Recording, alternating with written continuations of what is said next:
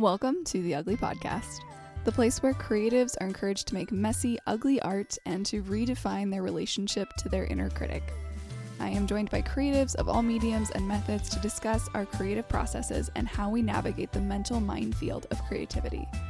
This podcast serves as a reminder that you and your art get to be whatever the hell you want to be, ugly and all. Welcome back, everybody, to the Ugly Podcast. It's me, Lauren, they, them, and I've got another great guest for you. My guest published her book last year, Giving Up God, and in the process of writing it, unlocked a previously undiscovered part of her brain, and she's now full of more ideas for books. She's been loving the process of writing and publishing, and she's excited to see where this journey will take her. Welcome. Would you please introduce yourself with your name and your pronouns, please? Thank you. Yes, I am Sarah Henn Hayward, and I use she, her. Awesome. Oh, and I'm still getting used to doing this. I'm doing visual descriptions now in the podcast. So for listeners, I am a white person with very short, curly, coily hair, big round frame glasses, and I'm wearing a sweatshirt with a bunch of wacky black illustrated designs on it. I am another white woman with a messy blonde bun and a black t-shirt, and I am sitting in my living room. Awesome. Cool. Thank you. So I'm curious what was different about, because you had written books previously. You have a children's book series. Mm-hmm. So what was different about like Giving Up God, the book, writing the book? How was that process different for you, and what kind of realizations did you come upon? Yeah, so Giving Up God is actually chronologically not the first book I've put out, but it is the first one I wrote because I got a book deal with that one through a small publishing house that extended the whole process much longer than my self-published books. Oh, okay. And so that was the first one. And that one I wrote out of like a personal need and a necessity to process what I had gone through spiritually. And so that one just sort of organically popped into the world. I mean, it really did feel like it wrote itself, like it wanted to come out, which is really cool to have that flow experience with writing. Like I have young children, and at the time I started, they were still, the youngest was napping and the oldest would watch TV while he napped. And so like during my nap breaks or as soon as they went to bed, I couldn't wait to just get back to the book and keep writing. And it just really flowed beautifully, which I know is not always the case for writing books. You know, I didn't have a lot of block, thankfully, because it was just this very personal story of what happened to me and how I went from such a devout Christian, which was my entire identity, to being an agnostic atheist and really asking a lot of identity questions and who am I now and what does this mean for my life? So the book was me, processing and kind of working through my own stuff and then wanting to reach out and find others who might be like me. Because at the time I was the only person I knew who had that extreme of a journey in it, not just some doubts and deconstruction questions, but like, no, I'm done. God doesn't work for me at all anymore. Yeah. So that whole process was very urgent feeling and compelling and all that. The kids' books I started, so writing Giving Up God, I just wrote because I needed to tell that story. But then having written it, I thought, gosh, I really enjoyed that. I really liked writing, and there was like an addictive quality to it. It was very, it was just fun to see, because it's an interesting experience writing, I think, because sometimes it's especially ironic now that I used to would have called it the Holy Spirit or some sort of outside muse seemed to come through me, you know, like I would write something and be like, damn, that's good. Like, where did that come from? That, you know? Yeah. And so I wanted more of that experience because it was so fun. And around that time that I finished that book, my daughter had started to read. She was in kindergarten at the time, and they're reading by the end of kindergarten these days. And so I thought it'd be fun to write a book for her. Especially she was already being able to read a little bit bigger books, and a lot of the books that she wanted to read were kind of not at her maturity level. They were already like thicker for older kids or whatever. So I thought, I'll do a children's chapter book for her, and that'll be fun. And then I had planned on self-publishing Giving Up God because I don't have connections and I've never had any published works before, so I didn't think I'd be able to get the book published. Mm-hmm. And so I had already purchased a bunch of ISBNs to use on the, like for the barcodes. And so I was sitting on these ISBNs. I thought, all right, I might as well figure out how to self-publish and put these kids' books out there and do that. So that was a very cool learning experience, because then I had to figure out how to do the book design and the cover and the layouts and all of it. And so that whole process was very enlightening and educational, and a lot of FFTs, Brene Brown's fucking first times. Mm-hmm. Yep. Trying to figure it out. Yep. But once I've done it once, now I have 2 other kid books, because now, kind of figured out the ropes. And so, yeah, that process has been very fun and very low stakes. I don't really promote those. I don't have any ads. I have no money into them. I just did the covers myself. And so it's fun. It feels very no strings attached. And there's a freedom about that. It's just out there. And if anybody happens to stumble across it, great. They make me maybe $6 in royalties a month. It's not going to be my side hustle, really. But one funny thing, I was just on your website, just poking around before we jumped on this recording, and I noticed, I was like, that font looks familiar on your kids' books, and it's the font for my ugly podcast. Oh, is it? Font, yeah. So we think alike, and like playful, fun fonts. Yes, it was a good kid font, I thought. Yeah. Precisely. Great minds think alike. Yeah. Yes. Yeah. I think it's interesting that like we don't, and we talked about this of like, if we don't think we're creative, we won't make anything. And then you have that idea and that itch, and if you sit down and actually execute the idea that you have, then you have like all these realizations of like, oh whoa, like there's way more up in my brain than I thought, and can spark so much more creativity when you actually sit down and do, instead of waiting for creativity to come to you. Like actually getting started. Was it when you first had the idea for Giving Up God, did it take a long time for you to get started? How long was that process of, I have this story I need to tell, I'm actually, okay, no, screw it, I'm actually going to do it. Right. I think it was all fairly quick, and I almost in retrospect would have paused longer, because I had made it very personal. This had happened to me. It was such a dramatic schism, and I just felt like, I don't know what to do here. I don't know what I'm doing. I don't know who I am. So I just was like blindly groping and reaching out. And process wise, like I wrote an outline. I kind of developed the general flow I wanted to do, starting with kind of the deconstruction journey and how I ended up where I did, and then different identities I sort of tried on or filter through as I rediscovered who I was outside of God. So the general idea came to me that way in an outline, and then it was a matter of just pounding it out chapter by chapter. But I wish I had held back a bit and thought it through, because my one regret in the whole process is I didn't really process it out loud a ton with my partner. And he was really hurt, because we both married each other on the condition that, like, at the time we would have not married a non-Christian or somebody who wasn't a believer. And he understood where I was at, but it was a very, I guess, private process, the whole thing. And then I just started writing the book, which is also very private. It's just me in my head and on the laptop. And so I wish, that's my one regret, that I could have maybe done a little more processing with him, explained why it was so important to me to write this book, because I felt so alone in that journey. I think that would have saved us a little bit of hurt and stress on the marriage. So yeah, it all happened very quickly. And at the time too, it was the pandemic. It was 2020 when I had kind of come to that conclusion, and 2021 when I wrote most of the book. And so it just felt like this weird twilight zone. Looking back, it was like all in a fog. And it was like all of a sudden this book was just here. It was really a bizarre experience. And then I'm like, I have to get it out in the world. And my husband, the meanwhile, was just like, what the hell just happened? So where did this come from? Yeah, it was all pretty quick.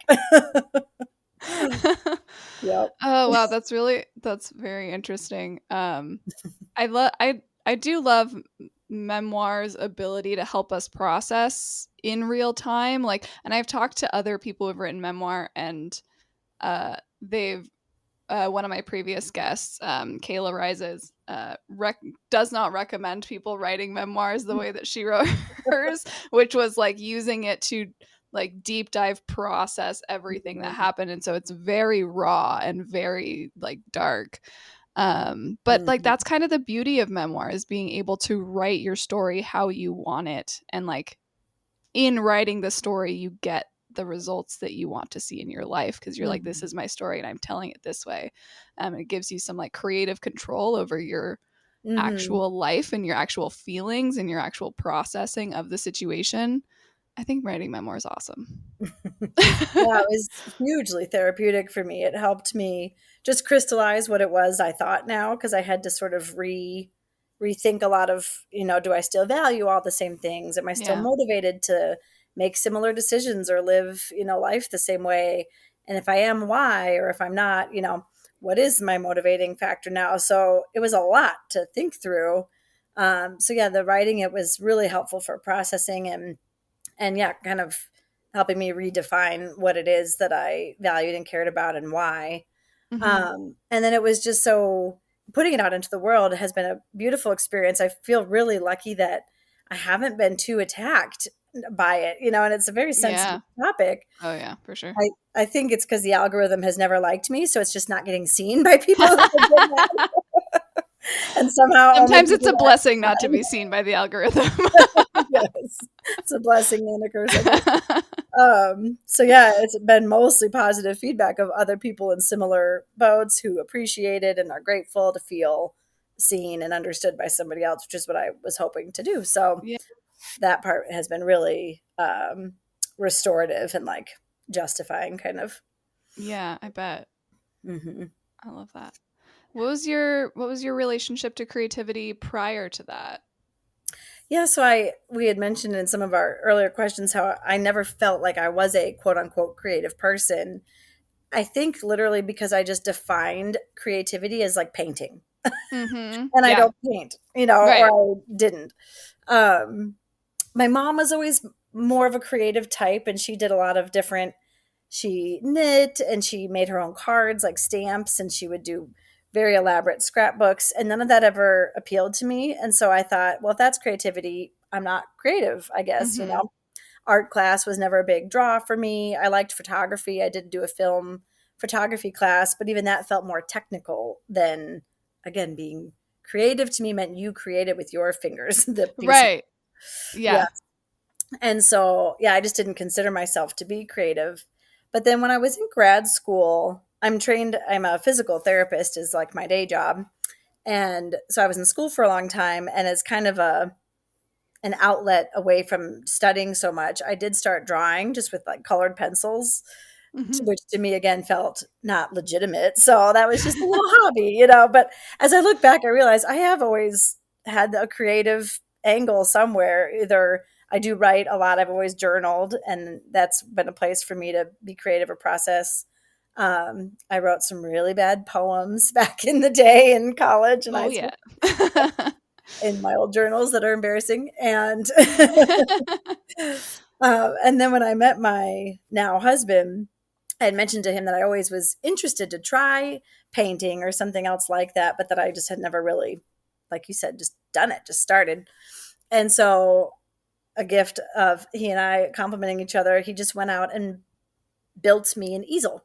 It's like, you say you want to paint? Let's see it. Go ahead. Oh, I love that.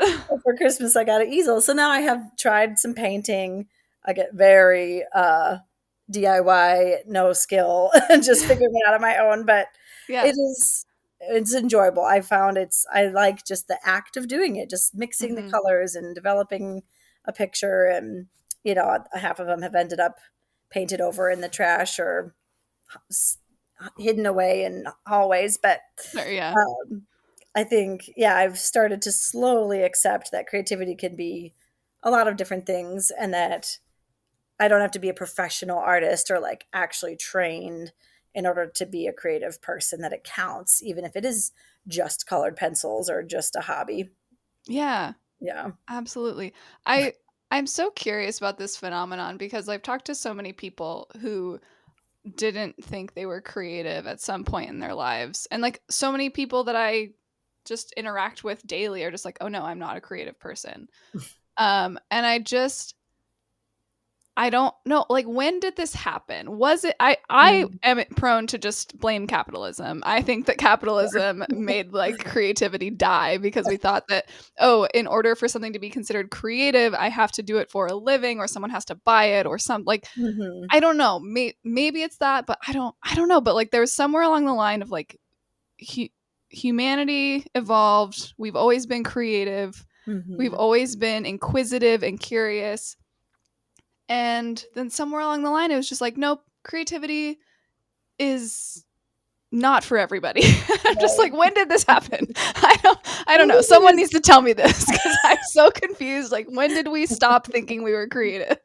I my tendency would be to blame the like growing awareness of each other, probably through social media type stuff, of Mm, seeing really skilled creatives being amazing, maybe.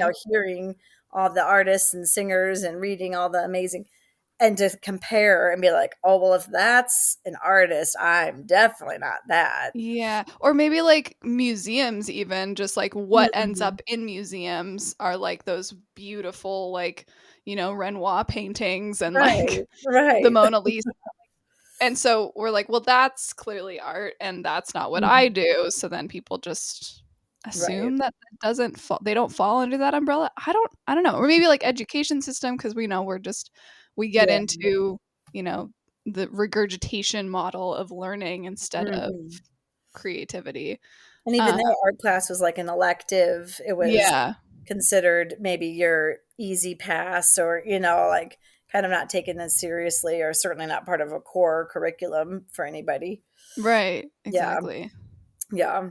I know I think it was the Bronte sisters who wrote plays and ended up writing Wuthering Heights, and they're now classic books, but they were just like living out in the country by themselves and just wrote to entertain each other. And I think one of them even had to sneak and steal her sister's manuscript to publish it, because she was like, no, no, that's my private thoughts. And now it's considered one of our great, works of literature. So people just probably did it without, yeah, expecting an audience, or certainly without knowing what other people were writing to compare and contrast, and just did it because it felt fun or important or whatever. Yeah, or because they were bored. I mean, if they were doing it to entertain each Mhm. other, it's probably because they were bored. They're just Right. like, we need to do something. And then we got the internet and we're like, we're never bored. We're like, Yeah. "Oh, Yeah. And blame the internet and capitalism. yes, there's always something to blame. Yes. But it is too bad because, yeah, once you start, you realize like it's just enjoyable. It's just fun to make stuff. I've done little paintings that like I really love that nobody's ever going to want to purchase, or it's not going to Right. get hung up anywhere. But I look at that and I think I made that, and I think it's really pretty, or whatever. Yeah, It's such a gift. It's just nice to make things. I agree. And I've started like sharing little things with friends too, just like little scribbles that are Mm. truly nothing, but it's just fun to see what we make. Hmm. And yeah, I think it's a really nice way to connect with people and with ourselves, and Hmm. it makes me sad that so many people don't see themselves as creative. I'm like, yes, you are. I just want to shake you and give you a colored pencil, and I don't know. Even like you said, it's part of how humans have always been, just that curiosity piece. Like Hmm. at one point in time, it was creative to develop new technologies. Like somebody Yeah, invented yeah, the wheel. That was a creative act. Just even thinking it outside of art and putting it into creating ideas or creating concepts. yeah, Like that is our strength as humans. That's why we've ended up as the dominant species, for better or for worse, right. is that creative power. Yeah. Exactly. Well, that's one thing that I loved about my journey with, making ugly art and the realization which I've had and which other people have had since I forced them to make ugly art is like, oh, this doesn't just apply to paint on a page. This Mhm. applies to other things that I want to like bring this curiosity and this creativity into that other Mm. part of my life. And that can be anywhere from, you know, how you interact with your friends to playing music to, I mean, Mhm. technology or gaming or Dungeons and Mhm. Dragons. Like there's just like so Right. many ways to explore creativity. Mhm. That's not just painting a picture or writing or doing something that is stereotypically quote unquote Mhm. creative. Yeah. Yeah. Yeah, for sure. It's an attitude, like a whole life Yeah. philosophy. Yeah. I think it's Mhm. very fun. Mhm. Yeah. Yep. Is there anything that you're working on now that is particularly exciting or something with your creativity that's maybe challenging? So that I have same answer to both angles of that question. Oh, great. Challenging. Um, Writing these kids' books has just been kind of fun, and they're pretty easy to pop out. So that's been enjoyable. But I have ideas to write more grown-up books, and I have a novel idea that I really want to write, and maybe even another nonfiction type book. And the novel I'm very excited about because I can see it in my head, and I think it could be really good. But same for me with painting. What I see in my head does not always come out but that's what's not Uh-huh. on the canvas. Um, and it's very ambitious because it would be a almost more like a series of short stories that would be connected, but it would feel like a Mhm. bunch of different stories within the book, all set in different times throughout prehistory to now. And so a lot of research involved, which I get overly technical in my head and feel like this should be textbook college level accurate when like no one is going to care or look up and check me on those facts. So I've hamstrung myself a lot. Like I don't even know where to start because I need to learn everything about the development of agriculture in China before I can even start writing. Like maybe I can wing it a little and use creative license. Oh, that's really funny. One, Yeah. my favorite phrase to tell people who are struggling with like being too technical in their writing is, "This is a problem for my editor." Uh-huh. Like, I don't know exactly how this thing worked in this historical time period. It's a problem for your editor to figure Yeah, out. good point. Well, then that brings up another issue with creativity as a whole. Like, real talk, hiring an editor Oh God, costs yeah, money. it sure I mean, does. the money I put into Giving Up God, I have not recouped yet. And I don't know if I Hmm. ever will because it's not going to be a bestseller. And so that's been another thing. Like, if I write another book, my husband and I have already talked about like it will have to be years down the road because I need to like save up the budget of it costs, $5,000 to $6,000 to make a book Yeah, if you're going to do it right. And that's probably on the cheap end because I had a friend developmental edit it for me, which was a massive gift. yeah. Um, so, Developmental editing, like developmental editing alone can cost like $5,000. So yeah, yeah, yeah. yeah. So thinking about using the creativity, actually trying to maybe not even for the sake of monetizing, but just to be able to share it with people Hmm. isn't free. It's just, Yeah. painting in the basement where no one will see it. Like, fine, you just got to buy your paints, I guess. But Hmm.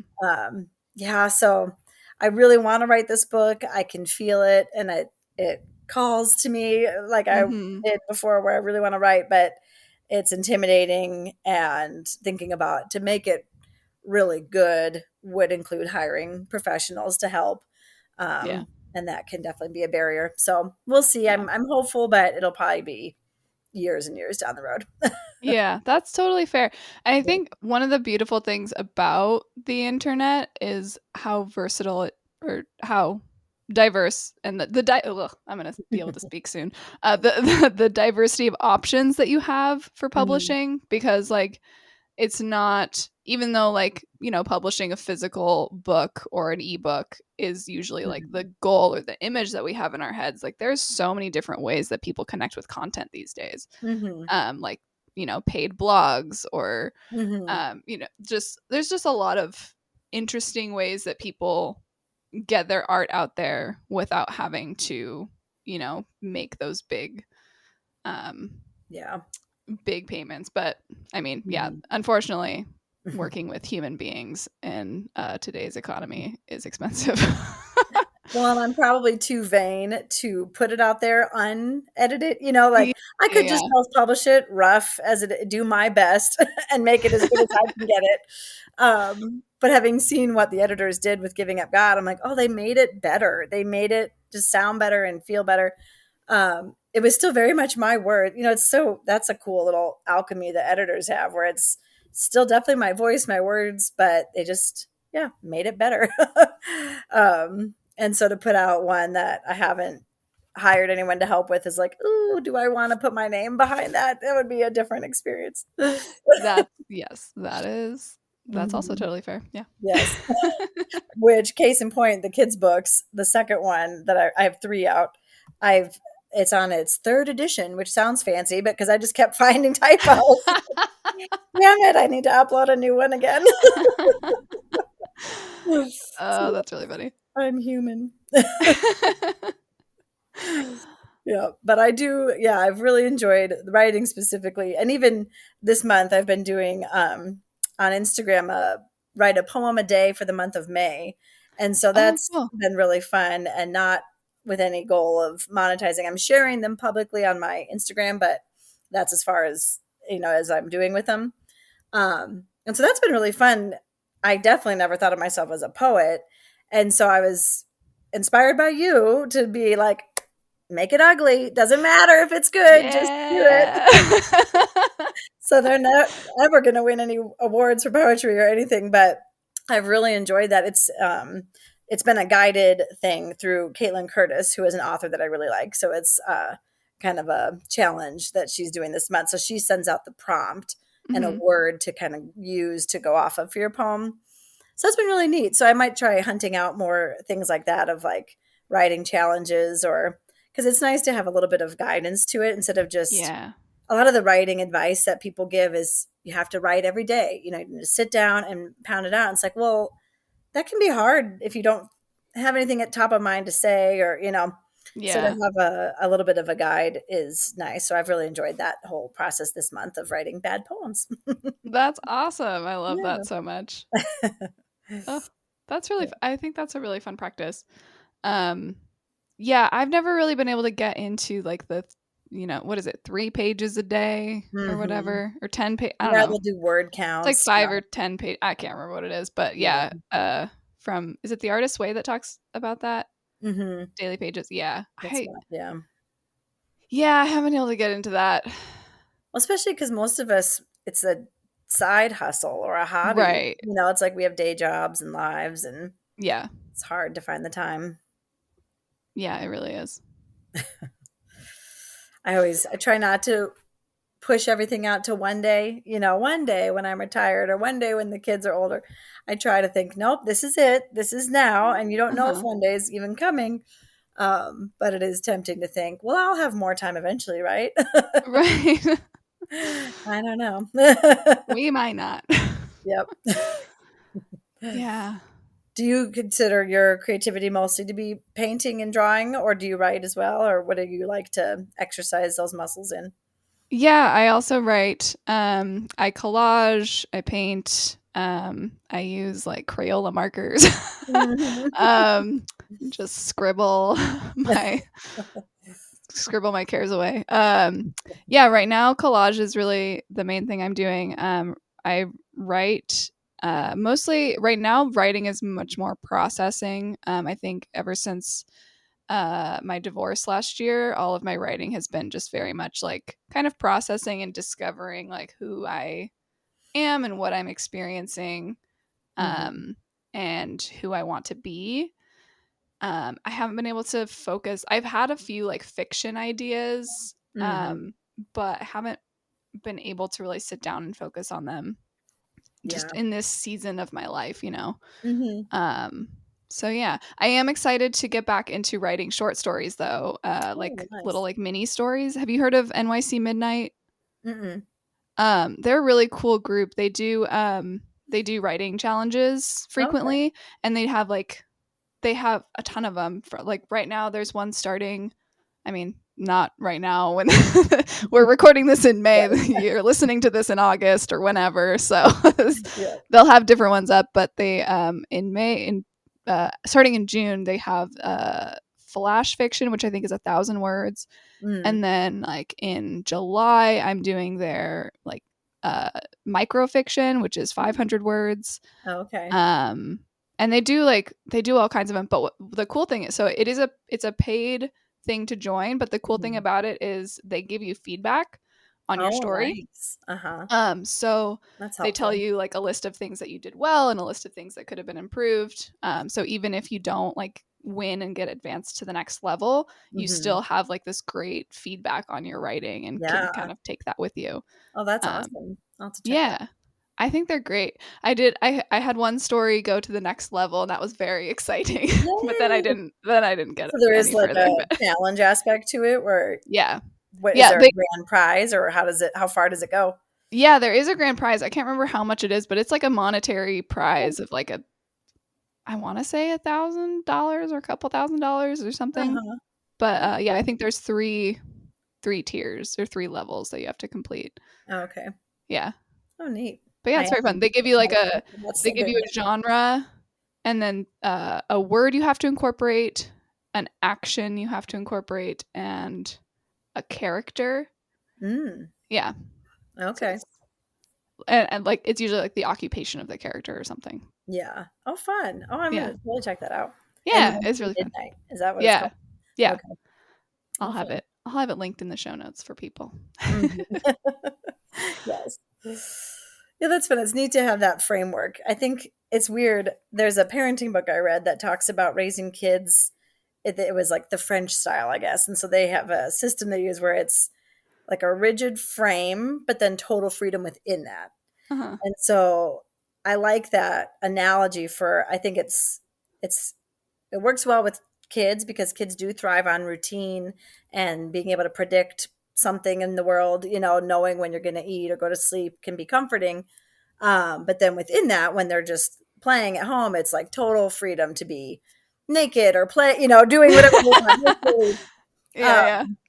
And so I think creatively that approach helps me to have that frame of like, okay, yeah, here is the general gist of the genre, the story, the character, but now write what you want. It like helps to, I guess, get the juices flowing somehow to have that starting point, I think. So Yeah. that seems like a great approach.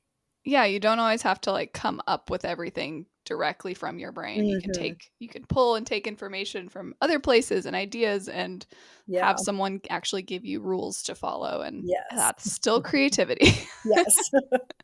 I have been writing, actually. I've been publishing essays with a local to Spokane where I live, interfaith and no faith news service called Cool. FAVES, Faith and Values Spokane.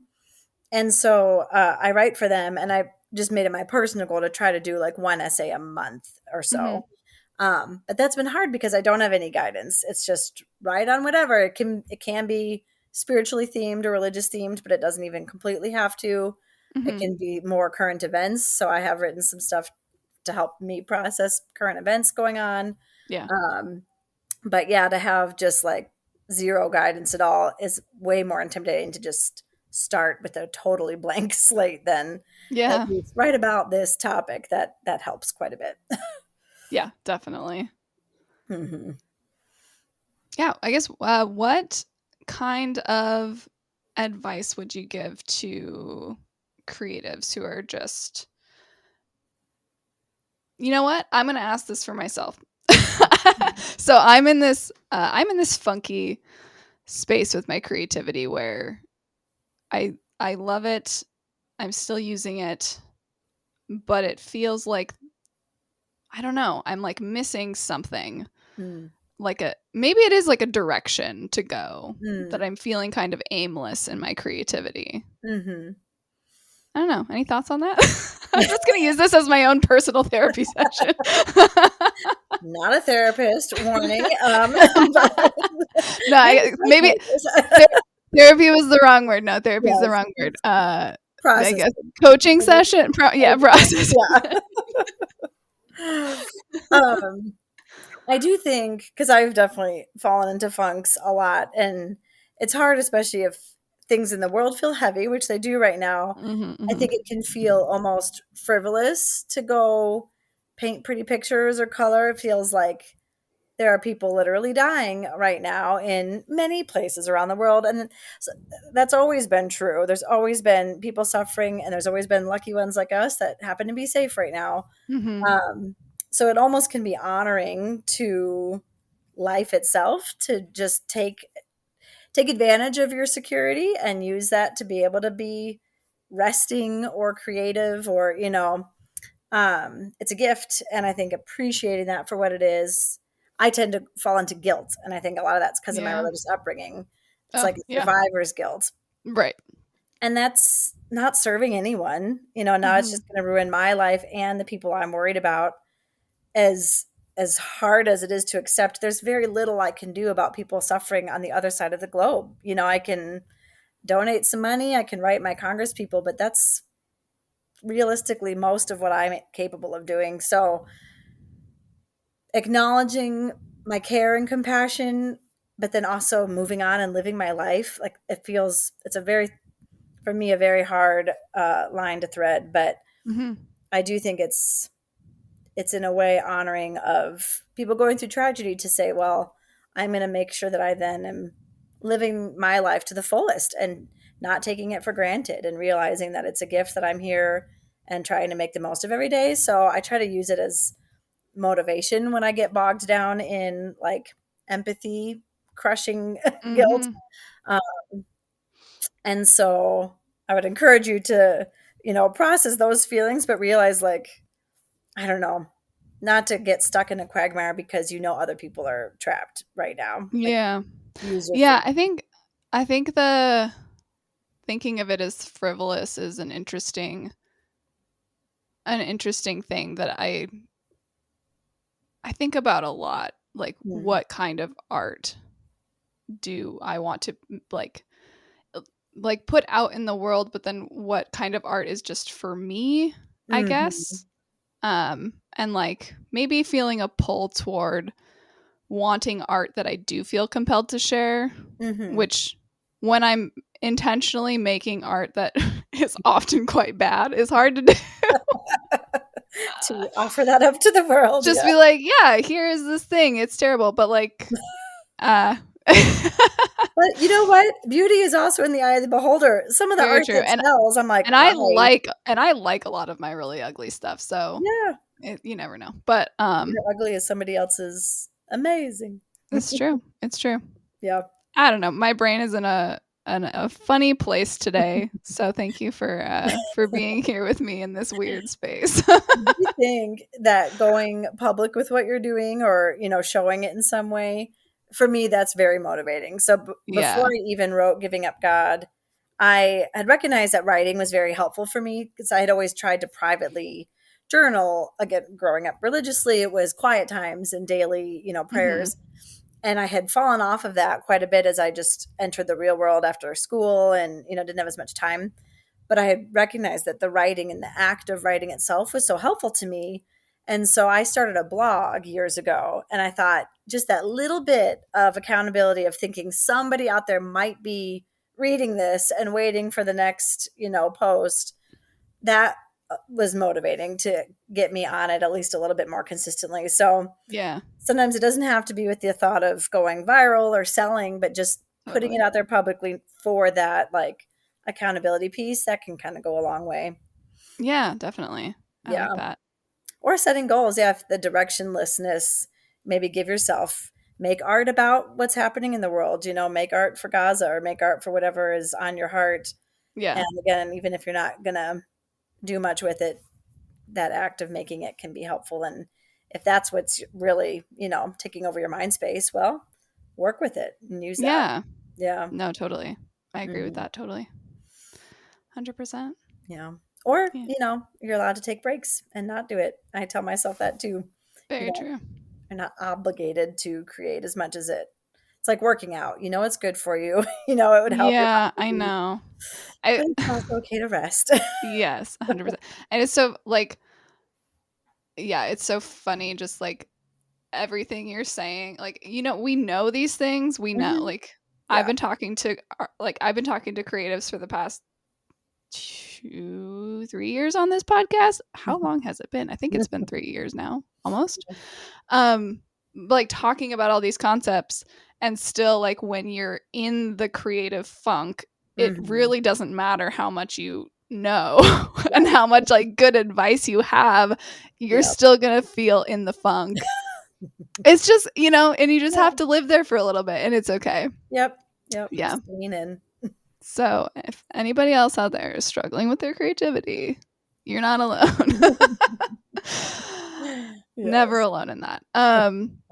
Cool. We're coming up to the end of our session here. What is something ugly you've made recently? Hmm. Um, in writing the poems that I've written, not only are some of them ugly, but I've had drafts that I didn't publish, and I realized some of them were things that I needed to write but not publish and just write for Mm, me. And so the process of trying to write a poem for that prompt of the day brought up stuff that it's like, sometimes I need to just let it all flow, and it's not meant to be ever shared. Um, and so yeah, they were less poems and more just like streams of thought. mm-hmm. But that was, I think, something I needed to either hear or say, letting it out or talking to myself. So some very ugly poems that were important for me to hear or to get off of my chest. Yeah. Yes. And I think sometimes making those, sometimes I can even see it. It's like laying the groundwork for something else.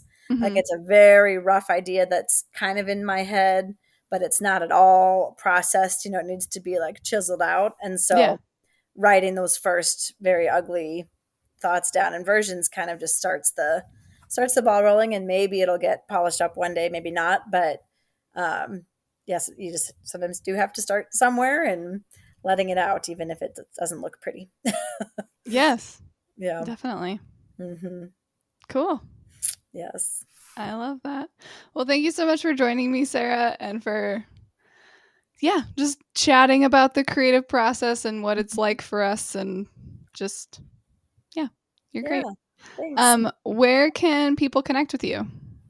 So I'm the most active on Instagram. I'm S Hayward Writes on there. And then I have a website that I do try to post semi-regular blogs, and I share my podcast episodes I've done or the articles I write for that faves group, all on my website, which is sarahhennhayward.com. Excellent. Yes. And if you haven't already, go check out Giving Up God. It's a great book. And thank you everybody for listening, and keep it ugly. The Ugly Podcast is created by me, Lauren Alexander of Scribe and Sunshine. It is produced and sort of edited also by me, and written and directed by absolutely nobody. If you like the podcast, be sure to rate and leave a review on your preferred platform and share with the creative people in your life. If you're interested in learning more about what I do, head to scribeandsunshine.com to learn more about my Ugly Art 101 course, my perfectionism workshop, and my editing services. As always, keep it ugly.